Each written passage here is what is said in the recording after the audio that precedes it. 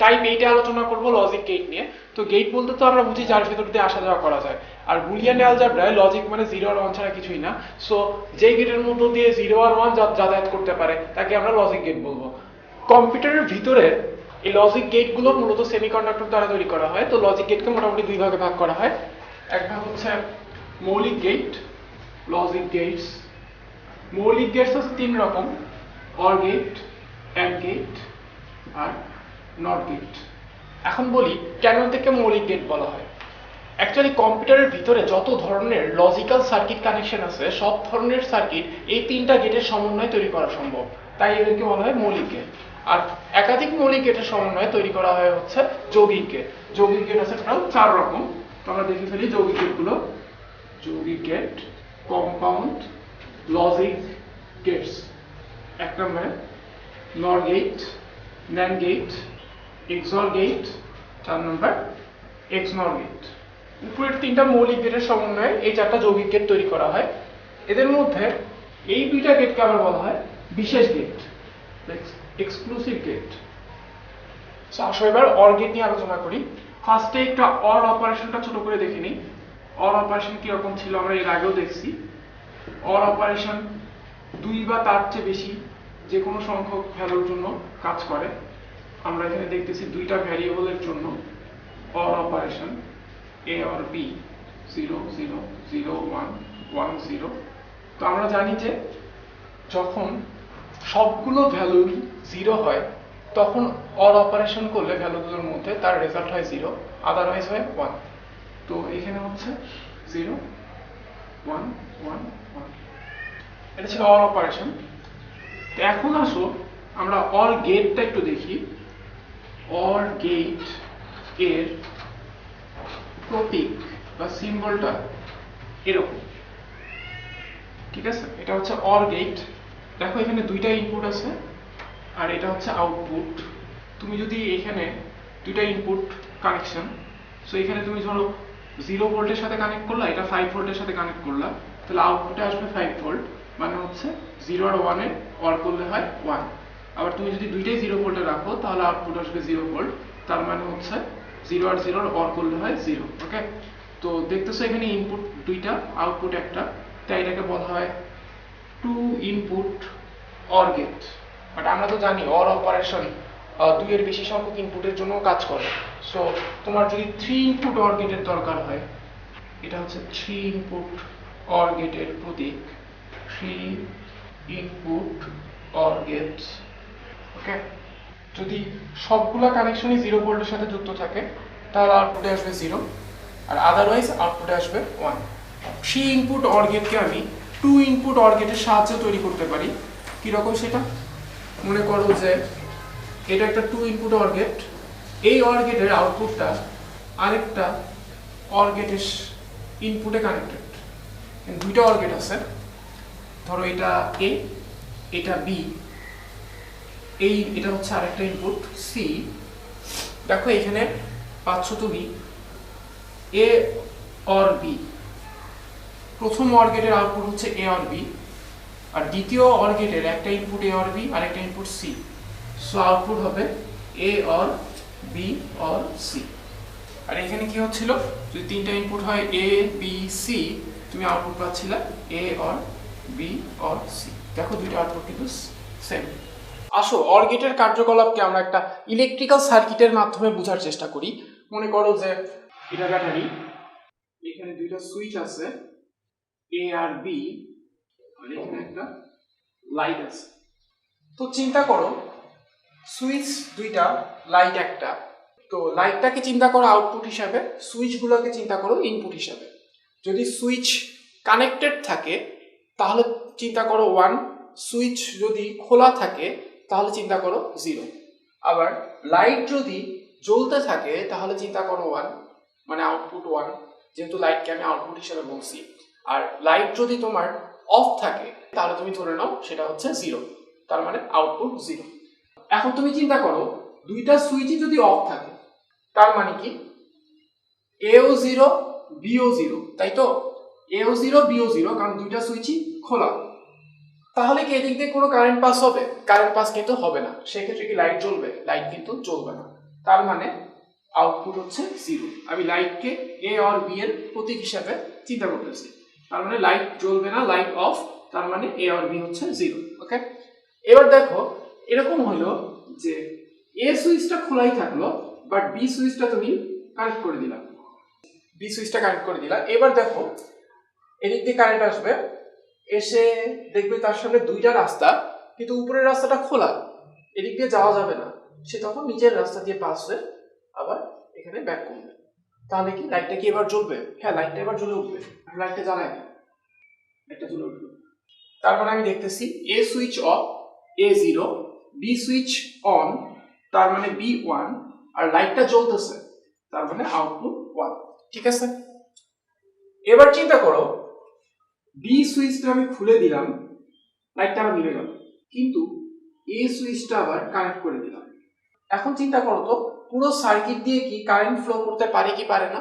হ্যাঁ, আমি দেখতেছি কারেন্ট ফ্লো করতে পারে, কারণ কারেন্ট ফ্লো করার জন্য এখানে স্কোপ আছে। এই রাস্তা দিয়ে কারেন্ট, এদিক দিয়ে কারেন্ট এসে সে এই দিক দিয়ে আবার ব্যাক করবে, তার মানে লাইটটা কিন্তু এক্ষেত্রেও জ্বলে উঠবে। তাহলে আমি বলতে পারি এখানে কি হচ্ছে, এ সুইচটা কানেক্টেড A1, কিন্তু বি সুইচটা কানেক্টেড না, B0, আর লাইটটা জ্বলতেছে, তার মানে আউটপুট 1। ঠিক আছে, আবার চিন্তা করো তুমি দুইটা সুইচই কানেক্ট করে দিলাম, তাহলে কি হবে? কারেন্ট আসবে, এসে দেখবে তার সামনে দুইটা রাস্তা আছে এবং দুইটা রাস্তা দিয়ে যাওয়া যায়, সে দুইটা রাস্তায় ভাগ হয়ে যাবে, ভাগ হয়ে আবার এখানে এসে এক হয়ে যাবে, দেন এই দিক দিয়ে সে আবার ব্যাটারিতে ব্যাক করবে, তাই তো? তার মানে এই ক্ষেত্রেও কিন্তু সার্কিট দিয়ে কারেন্ট পাস হচ্ছে, অর্থাৎ লাইটটা এই ক্ষেত্রেও জ্বলবে। তাহলে আমি বলতে পারি এ বি দুইটা সুইচই যদি কানেক্টেড থাকে তাহলেও লাইটটা জ্বলবে। ঠিক আছে, এখন আসো আমরা অর অপারেশনের ওয়েভ ফর্মের গ্রাফটা কিরকম হয় ওইটা একটু দেখি। ওয়েভ ফর্ম, মনে করো এ একটা বুলিয়ান ভ্যারিয়েবল, ঠিক আছে? তো শুরুতে এইটার ভিতরে 0 ছিল, শুরুতে 0 ছিল। কথাটার মানে কি? কথাটার মানে হচ্ছে এটার ভিতরে কোনো ভোল্টেজ কানেকশন আসতেছে না, ভোল্টেজ সাপ্লাই নাই, 0 ভোল্ট, 0 ভোল্টে আছে। তো হঠাৎ করে কিছুক্ষণ পর তুমি 5 ভোল্টের একটা সাপ্লাই দিলা, তো এর ফলে কি হইলো? ধরো এটা 0 ভোল্ট, ধরে লিখি এটা হচ্ছে 1 ভোল্ট।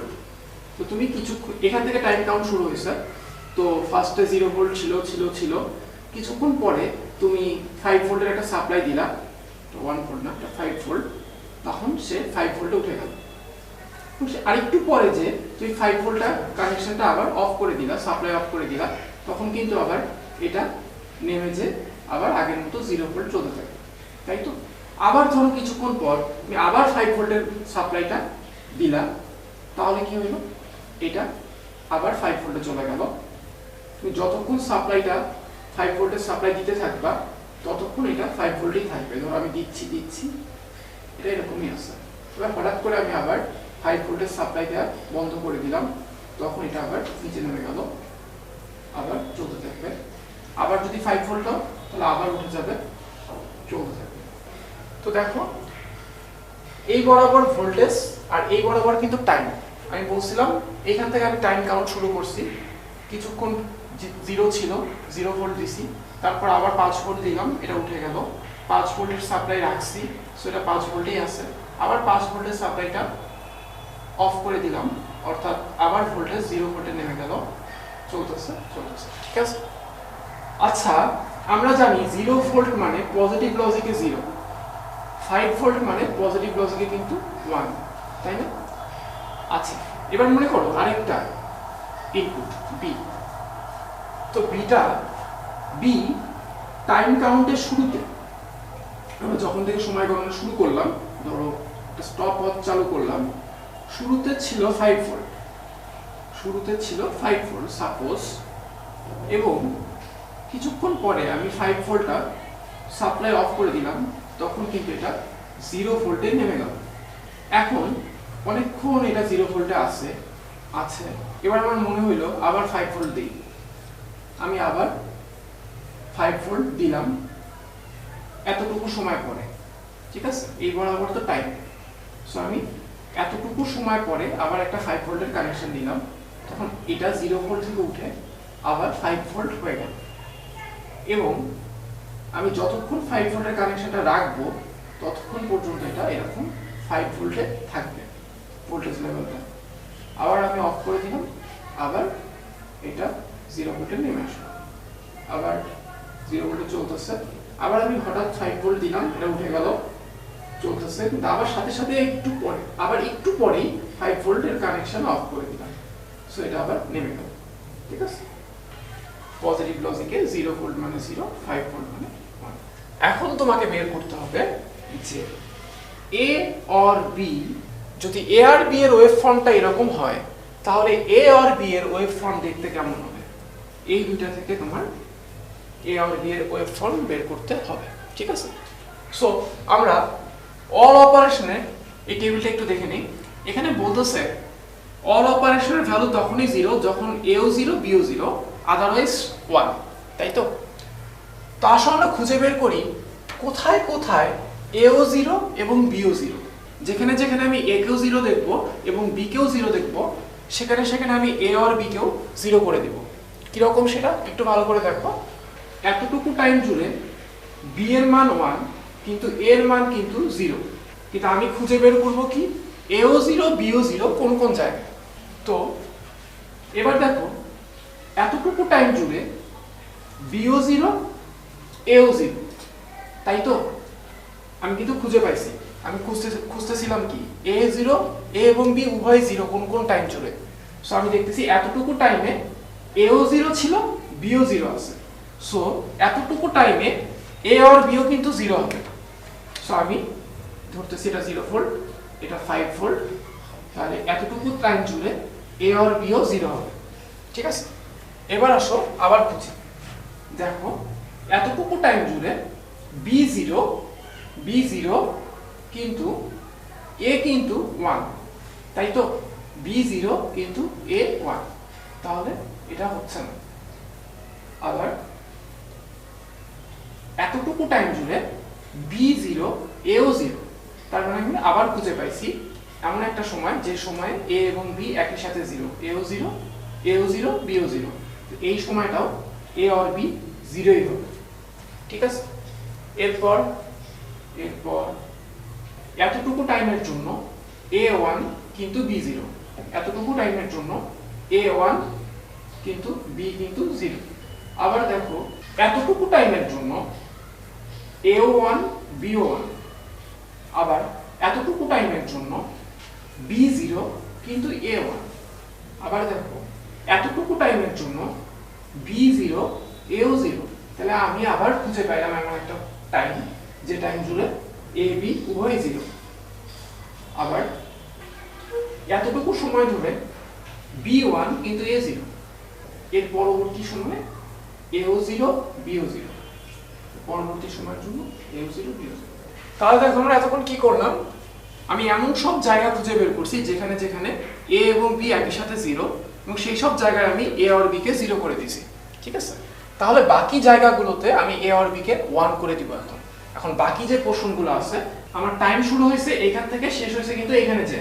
সো আমি দেখো এখানে শুরু হয়ে এখানে শেষ হওয়ার সময়ের যেসব অংশে এ আর বি এর মান 0, সেসব অংশগুলো কিন্তু আমি আইডেন্টিফাই করে ফেলছি। এবার বাকি অংশগুলোতে এ আর বি কে আমি 1 করে দিব। 5 ভোল্ট 1, 0 ভোল্ট 0, তাই না? আসলে আমরা বাকি পোরশনগুলোতে এ আর বি কে 1 করে দিই। বাকি পোরশন যতগুলো আছে এ আর বি 1, এটা কানেক্ট করে দিই। এটাই হচ্ছে এ আর বি এর ওয়েভ ফর্ম। ঠিক আছে, আসলে আমরা ট্রুথ টেবিলের সাথে মিলাই দেখি একটু। শুরুতে এ ছিল 0 এতটুকু টাইম জুড়ে, a0 b1, a0 b1, তাহলে এ আর বি কিন্তু হবে 1, এ আর বি হচ্ছে 1। এরপরে a0 বিও 0, এ বি উভয় 0 হলে এ আর বিও কিন্তু 0 হয়। দেখো এ আর বি এর ভোল্টেজ লেভেলটা 0 ভোল্টেই আছে। এরপর এতটুকু সময় জুড়ে এর মান 5 ভোল্ট, এর মান 1 আর বির মান হচ্ছে 0, সেক্ষেত্রে এ আর বি এর মান কিন্তু হচ্ছে 1। দেখো এটা 1 এ আছে। এরপর এতটুকু সময় জুড়ে a0 বিও 0, তাহলে এ আর বি কি হচ্ছে, এ আর বি হচ্ছে 0। আবার এতটুকু সময় জুড়ে a1 b0, 1 0 অর করলে হয় 1, তাহলে এ আর বিও এতটুকু সময় জুড়ে 1 হয়ে আছে।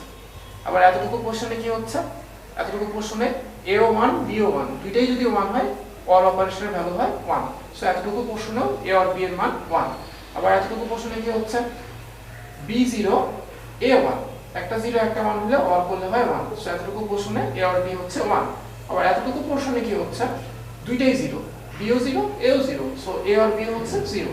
আবার এতটুকু পোরশনে হচ্ছে b1 a0 একটা 0 একটা 1, 0 আর 1 এর অর করলে হয় 1, সো এতটুকু পোরশনে এ আর বি এর মান হচ্ছে 1। ওকে, আর বাকি পোরশনে a0 b0, সো এ আর বি হচ্ছে 0। ঠিক আছে।